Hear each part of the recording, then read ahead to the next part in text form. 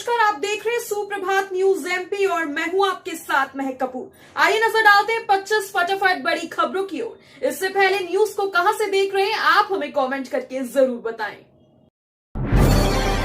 भाजपा ने ज्यादा से ज्यादा बुजुर्ग दिव्यांग मतदाताओं को घर से मतदान की सुविधा देने की मांग की। आगामी विधानसभा चुनाव के लिए प्रदेश में 17 नवंबर को मतदान होने जा रहे हैं। इसी सिलसिले में भारतीय जनता पार्टी ने मुख्य निर्वाचन पदाधिकारी अनुपम राजन से बुजुर्ग और दिव्यांग मतदाताओं को घर से मतदान की सुविधा उपलब्ध कराने की मांग की। प्रदेश भाजपा अध्यक्ष विष्णुदत्त शर्मा और केंद्रीय रेल मंत्री व मध्य प्रदेश भाजपा के चुनाव सह प्रभारी अश्विन वैष्णव ने कहा कि निर्वाचन आयोग द्वारा 80 वर्ष से अधिक आयु और दिव्यांग मतदाताओं को घर से मतदान की जो सुविधा दी गई है। बीपीएड एमपीएड सेकंड सेमेस्टर की आंतरिक परीक्षाएं 25 अक्टूबर तक, नवंबर में होगी मुख्य परीक्षा। बैचलर ऑफ फिजिकल एजुकेशन और master of physical education second semester की परीक्षा करवाई जानी है। देवी अहिल्या विश्वविद्यालय ने अगले महीने परीक्षा करवाने पर जोर दिया, मगर उससे पहले कॉलेजों को विद्यार्थियों की आंतरिक परीक्षाएं रखने के निर्देश दिए, जो 25 अक्टूबर तक खत्म करवाना है। कॉलेजों को परिवेशकों की सूची भेज दी है। अगले कुछ दिनों में आंतरिक परीक्षा करवाकर विद्यार्थियों के मार्क्स विश्वविद्यालय को भेजने हैं। अधिकारियों के मुताबिक परीक्षा के संबंध में समिति की बैठक बुलाएंगे। राम मंदिर में पुजारियों की नियुक्ति के लिए आवेदन की प्रक्रिया जारी, 31 अक्टूबर अंतिम तारीख। अयोध्या में भव्य राम मंदिर का निर्माण कार्य चल रहा है। राम मंदिर में भगवान राम की प्राण प्रतिष्ठा 22 जनवरी 2024 को होने वाली है। वहीं राम मंदिर के उद्घाटन समारोह में प्रधानमंत्री नरेंद्र मोदी भी शामिल हो सकते हैं। राम मंदिर उद्घाटन के पहले ही पुजारियों की नियुक्ति के लिए तैयारियां की जा रही है। पुजारियों की नियुक्ति श्री राम जन्मभूमि तीर्थ क्षेत्र ट्रस्ट की तरफ से की जाए। इसके लिए ट्रस्ट की तरफ से अधिसूचना भी जारी कर दी गई है, जिसमें पुजारियों की नियुक्ति के लिए आवेदन की मांग की गई। शिक्षक चुनाव ड्यूटी में बच्चों की हो जाती है छुट्टी, पढ़ाई हो रही प्रभावित। मध्य प्रदेश में आगामी विधानसभा चुनाव के लिए सरकारी स्कूलों के शिक्षकों की चुनावी ड्यूटी विद्यार्थियों के लिए बड़ी समस्या बन रही है। चुनाव प्रशिक्षण में शिक्षकों को भेजे जाने से स्कूलों की पढ़ाई प्रभावित हो रही है। कई स्कूलों में मध्याह्न भोजन के बाद बच्चों को छुट्टी हो जाती है, तो कुछ बच्चों को स्कूल आने के लिए ही मना कर दिया जाता है। वहीं सरकारी स्कूलों में 4वीं से 8वीं तक की कक्षाओं की छमाही परीक्षा 6 नवंबर से शुरू होने वाली है। 9वीं से 12वीं तक की परीक्षाएं दिसंबर में होंगी। इसके अलावा 10वीं और 12वीं की बोर्ड परीक्षा फरवरी के दूसरे सप्ताह में शुरू होंगी। कई ट्रेन हुई कैंसिल। दीपावली और छठ के दौरान मुंबई जाने वालों की बढ़ेगी परेशानी। दीपावली और छठ पर घर जाने वाले ट्रेन में सफर करने वालों की मुश्किलें बढ़ेंगी। रेलवे ने त्योहार सीजन में स्पेशल ट्रेन दौड़ाने की बजाय नियमित चल रही ट्रेनों को रद्द कर दिया है। वो भी 1 या 2 नहीं बल्कि 100 से ज्यादा ट्रेनों को रद्द कर दिया है और कईयों के रूट बदल दिए हैं। दरअसल रेलवे ने एन वक्त पर पटरियों की मरम्मत का काम शुरू कर दिया है। रेलवे के मुताबिक खार गौरेगांव के बीच छठी लाइन के चल रहे काम के कारण नॉन इंटरलॉकिंग का काम होगा। इस वजह से 26 अक्टूबर से 7 नवंबर तक कई ट्रेनों को रद्द कर दिया जाएगा। 16 साल में पहली बार सीएम हाउस में चुनावी कन्या भोज। नवरात्रि के समापन अवसर पर नवमी पर सोमवार को राजधानी भोपाल स्थित सीएम हाउस में कन्या भोज का आयोजन किया गया। इस दौरान करीब 300 से अधिक कन्याओं को भोजन प्रसादी कराया गया। सीएम शिवराज सिंह चौहान सहित पत्नी साधना सिंह ने कन्याओं को भोजन प्रसादी परोसा और कन्याओं के भोजन करने के बाद उनके पैर पखारे। सीएम शिवराज सिंह चौहान के 16.5 साल के कार्यकाल के दौरान पहली बार सीएम हाउस में चुनावी कन्या भोज जैसा नजारा देखने को मिला। राज्य सेवा प्रारंभिक परीक्षा 2023 के ऑनलाइन आवेदन की लास्ट डेट बढ़ाई। मध्य प्रदेश शासन के लिए राज्य प्रशासनिक सेवा के अधिकारियों के रिक्त पदों पर भर्ती हेतु मध्य प्रदेश लोक सेवा आयोग इंदौर द्वारा राज्य सेवा परीक्षा 2023 का आयोजन किया गया। पूर्व में आवेदन की अंतिम तारीख 21 अक्टूबर घोषित की गई थी। एमपीपीएससी की ओर से कोई सर्कुलर या शुद्धि पत्र जारी नहीं हुआ, लेकिन एमपी ऑनलाइन की वेबसाइट पर ऑनलाइन आवेदन की लास्ट डेट 8 नवंबर 2023 कर दी गई है। 24 घंटे में बदलेगा मध्य प्रदेश का मौसम, पश्चिमी विक्षोभ का असर। मध्य प्रदेश में ठंड ने दस्तक दे दी है, जिसके चलते तापमान में गिरावट दर्ज की जा रही है। वर्तमान में उत्तर प्रदेश क्षेत्र के किसी प्रभावी मौसम प्रणाली के सक्रिय नहीं रहने से मौसम पूरी तरह शुष्क बना हुआ है, लेकिन मंगलवार को पश्चिमी विक्षोभ के उत्तर भारत में आगे बढ़ने से दशहरे के बाद रात के तापमान में कुछ और गिरावट होने के आसार हैं। अक्टूबर में प्रदेश में गुलाबी ठंड ही रहेगी, लेकिन नवंबर के पहले सप्ताह से तेज ठंड पड़ेगी। बुंदेलखंड में चुनावी हुंकार भरेंगी प्रियंका गांधी। 28 अक्टूबर को छतरपुर में होगी पब्लिक मीटिंग। कांग्रेस की राष्ट्रीय महासचिव प्रियंका गांधी 28 अक्टूबर को एक बार फिर मध्य प्रदेश में चुनाव दौरे पर आ रही हैं। प्रियंका छतरपुर में जनसभा को संबोधित करेंगी। ये 5 महीने के अंदर प्रियंका गांधी का मध्य प्रदेश में 5वां दौरा है। प्रियंका गांधी की रैली के बहाने कांग्रेस बुंदेलखंड में बढ़त बनाने की कोशिश करेगी। बुंदेलखंड मध्य प्रदेश का सबसे पिछड़ा इलाका माना जाता है। बेरोजगारी, कुपोषण, शिक्षा, पलायन जैसी समस्याएं बुंदेलखंड में प्रदेश के बाकी इलाकों से ज्यादा हैं। नगर निगम की नई पहल, गरबा पंडालों में धार्मिक स्थलों पर जाकर जनता को किया मतदान के लिए प्रेरित।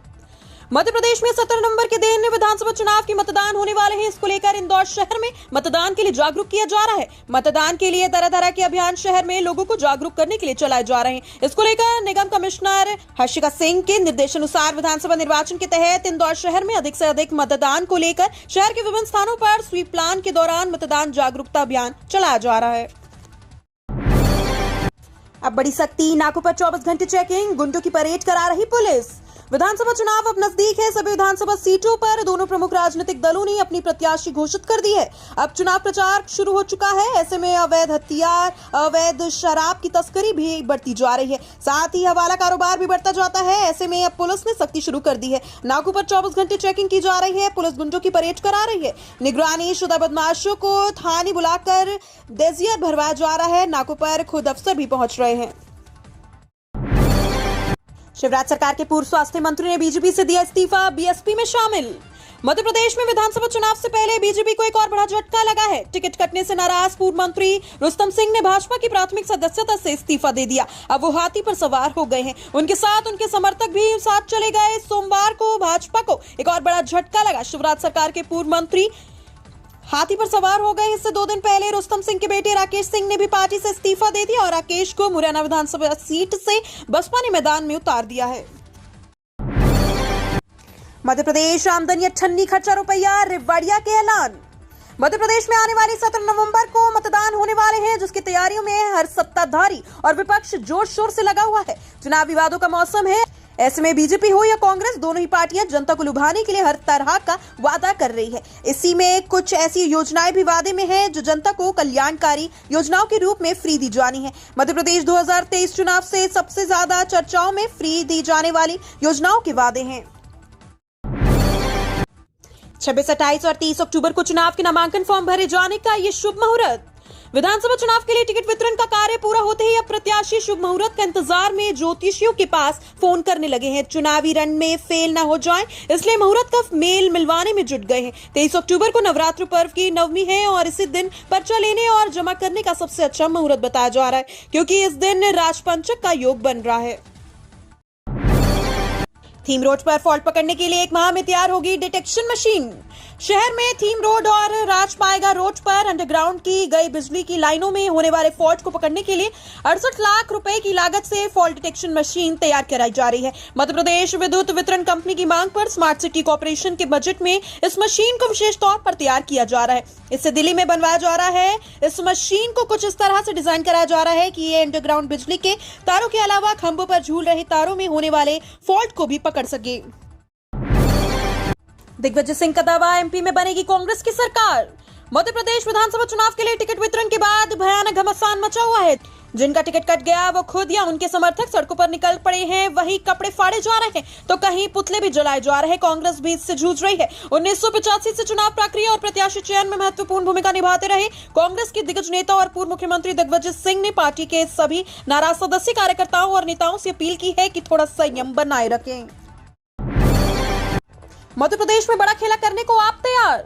आम आदमी पार्टी ने मध्य प्रदेश की सियासत में पार्टी की पहली उपस्थिति दर्ज करवाने वाली रानी अग्रवाल को सिंगरौली विधानसभा सीट से आगामी चुनाव के लिए उम्मीदवार बनाया। रानी अग्रवाल सिंगरौली की मौजूदा मेयर हैं और हाल ही में हुए निकाय चुनावों में उन्होंने आम आदमी पार्टी के टिकट पर मेयर पद का चुनाव जीता। इसी जीत के बूते पर आम आदमी पार्टी ने बीजेपी और कांग्रेस के बीच मुख्य मुकाबला देखने वाले मध्य प्रदेश में अपनी उपस्थिति दर्ज कराई थी। चुनाव आयोग की गाइडलाइन में महत्वपूर्ण संशोधन। अति आवश्यक सेवाओं में लगे श्रमिक कर्मचारी कर सकेंगे डाक मतपत्र का प्रयोग। मध्य प्रदेश विधानसभा चुनाव की गाइडलाइन में संशोधन किया गया है। चुनाव आयोग ने निर्वाचन संबंधी कर्मचारियों के लिए गाइडलाइन जारी की है। संशोधन के तहत अब सिर्फ अति आवश्यक सेवाओं में लगे श्रमिक कर्मचारी ही डाक मतपत्र का प्रयोग कर सकेंगे। गृह, ऊर्जा और स्वास्थ्य के साथ चिकित्सा शिक्षा विभाग से जुड़े कर्मचारियों और अधिकारियों के पास डाक मतपत्र से मतदान का अधिकार होगा। इसे लेकर विधि और विधायी कार्य विभाग द्वारा गाइडलाइन प्रकाशित कर दी गई है।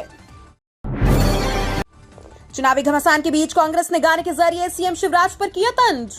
मध्य प्रदेश विधानसभा चुनाव अब कुछ ही दिनों में होने वाले हैं। ऐसे में प्रदेश का सियासी तापमान बढ़ा हुआ है। एक तरफ टिकट दिए जा रहे हैं, दूसरी ओर नाराज और नाखुश नेता कहीं दबी तो कहीं खुली जुबान में विरोध के बिगुल बजा रहे हैं। साथ ही जहां टिकट नहीं बचे उन सीटों पर अभी भी नेता जनता टकटकी लगाए पार्टी नेतृत्व की तरफ देख रहे हैं। इस चुनावी टेंशन के बीच पार्टी नेतृत्व के दिग्गज विरोधी दल के मजे लेने से नहीं चूक रहे हैं।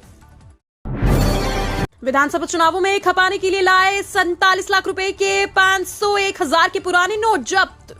विधानसभा चुनाव में पैसों के लेन देन और परिवहन पर नजर रख रही ग्वालियर पुलिस को एक बड़ी सफलता हासिल हुई। पुलिस ने चेकिंग के दौरान एक व्यक्ति से 47 लाख रुपए की कीमत के 500,000 के पुराने नोट पकड़े। वे नोट हैं जो नोटबंदी के दौरान बंद हुए थे। पुलिस को पूछताछ में पता चला कि इन रुपयों का इस्तेमाल चुनाव में किया जा रहा है। पुलिस आरोपी में एक कड़ी पूछताछ भी कर रही है। पुलिस ने निर्वाचन आयोग और आयकर विभाग को इसकी जानकारी दे दी है। संवेदनशील इलाकों में पुख्ता सुरक्षा इंतजाम, बदमाशों पर कस रहे नकल। मध्य प्रदेश विधानसभा चुनाव के दौरान शांतिपूर्ण मतदान के लिए सुरक्षा बलों ने तैयारियां पुख्ता करनी शुरू कर दी हैं। अर्धसैनिक बलों की तैनाती की जा रही है। संवेदनशील बूथ चिन्ह किए जा रहे हैं। किसी तरह से सांप्रदायिक माहौल खराब न हो, इसके लिए भी खुफिया नजर रखी जा रही है। धार, खंडवा, खरगोन और उज्जैन के संवेदनशील क्षेत्रों के लिए विशेष तैयारियां की गई। बीजेपी में टिकट बंटवारे पर अब उमा भारती की प्रतिक्रिया। मध्य प्रदेश की चुनावी राजनीति में एक और पावर ऑफ अटॉर्नी की चर्चा है। इस बार पूर्व मुख्यमंत्री उमा भारती ने वर्तमान मुख्यमंत्री शिवराज सिंह चौहान को पावर ऑफ अटॉर्नी दी है। उमा भारती ने बीजेपी द्वारा ओबीसी वर्ग की महिलाओं को पर्याप्त संख्या में टिकट न दिए जाने पर दुख जताते हुए कहा कि यह सिर्फ शिवराज सिंह चौहान के कहने पर चुनाव प्रचार के लिए जाएंगी। यहाँ बता दें कि पिछले दिनों कांग्रेस की कपड़ा फाड़ राजनीति के बीच पूर्व मुख्यमंत्री कमलनाथ ने कहा कि उन्होंने गाली खाने की power of attorney Digvijay Singh को दे दी है। केजरीवाल की पार्टी ने खेला सबसे बड़ा दांव, चुनावी रण में उतारा अपना सबसे मजबूत चेहरा। बीजेपी कांग्रेस व अन्य दलों के बाद अब मध्य प्रदेश में आम आदमी पार्टी ने अपना सबसे मजबूत चेहरा माने जाने वाली ईरानी को सिंगरौली विधानसभा सीट से चुनावी दंगल में उतार दिया। आम आदमी पार्टी की मध्य प्रदेश अध्यक्ष रानी अग्रवाल को ऊर्जाधानी सिंगरौली विधानसभा सीट से पार्टी ने अपना उम्मीदवार घोषित कर दिया। रानी अग्रवाल वर्तमान में सिंगरौली नगर निगम की मेयर हैं। खरगोन से हटाए गए शिवराज सिंह वर्मा होंगे नगरीय विकास विभाग के उप सचिव। खरगोन से हटाए गए कलेक्टर शिवराज सिंह वर्मा को शासन ने नगरीय विकास एवं आवास विभाग का उप सचिव बनाया। वहीं रतलाम में पदस्थ रहे नरेंद्र कुमार सूर्यवंशी को राज्य बीज एवं फार्म विकास निगम का प्रबंध संचालक बनाया गया। सामान्य प्रशासन विभाग ने सोमवार को 4 IAS अधिकारियों को नवीन पद स्थापना दी। इसमें नगरीय विकास एवं आवास विभाग के उप सचिव VS चौधरी कोलसानी को प्रबंधक संचालक जल निगम और वंदना शर्मा को वाणिज्यिक कर विभाग में उप सचिव पदस्थ किया गया। इंदौर में रावण दहन को लेकर आज शाम 6 जगह रहेगा डायवर्जन। शहर में विजयदशमी पर्व पर आज विभिन्न क्षेत्रों में रावण दहन कार्यक्रम आयोजित होना है, जहां रावण दहन देखने के लिए बड़ी संख्या में लोग पहुंचते हैं। इस दौरान यातायात व्यवस्था दुरुस्त रखने के लिए यातायात पुलिस ने डायवर्जन प्लान जारी किया। यह प्लान शाम 5 बजे से जारी होगा। इंदौर में दशहरा मैदान, चिमनबाग मैदान, सुभाष नगर, तिलक नगर, संयोगितागंज स्कूल क्रमांक 2, संयोगितागंज स्कूल क्रमांक 1 में प्रमुख रूप से रावण दहन होगा।